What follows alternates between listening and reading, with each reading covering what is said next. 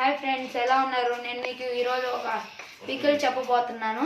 Cauliflower కాడ తెలిసే ఉంటుంది కదా, ఆ కాడని మొత్తం పైన పీసెస్ వట్టికి తీసేసి మొత్తం అంతా కట్ చేసుకొని స్మాల్ స్మాల్ పీసెస్గా పొయ్యి మీద పెట్టుకున్నాము. ఇప్పుడు నేను మీకు చూపిస్తాను.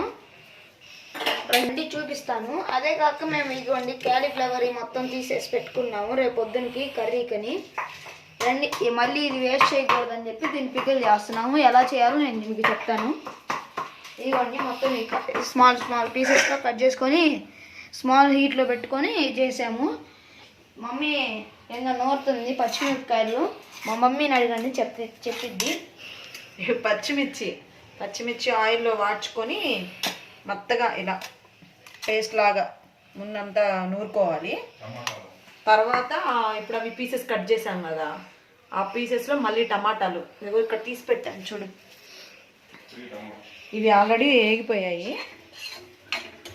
ఇంకా మనం ఇందులో అవి కొంచెం అంటే ఉడికిన తర్వాత టమాటాలు వేసుకోవాలి. అవి ఇవి మళ్ళీ ఒకసారి బాయిల్ అయితే బాగా నీట్గా మెత్తగా వచ్చేస్తాయి పీసెస్ అన్నీ. ఇవి కొంచెం ఫ్లేమ్ పెట్టుకొని, మరీ హెవీగా కాదు, మీడియం ఫ్లేమ్ పెట్టుకొని రెండు ఇలా పెట్టుకొని కొంచెం ఆయిల్ ఎక్కువ వేసుకొని పెట్టి కొద్దిసేపు బాగా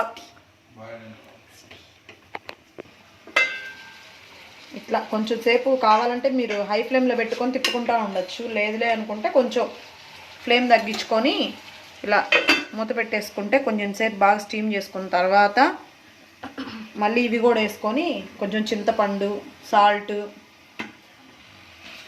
వేసుకొని ఆనియన్స్, వెల్లుల్లి వేసుకొని దంచుకొని మళ్ళీ మామూలుగా పోపు పెట్టేసుకొని తీసేసుకుంటే సరిపోతుంది. యాక్చువల్లీ అది ఏంటంటే మనకి దోశలోకైనా ఇడ్లీకైనా ఇంకా దేనికైనా మనం యూజ్ చేసుకోవచ్చు.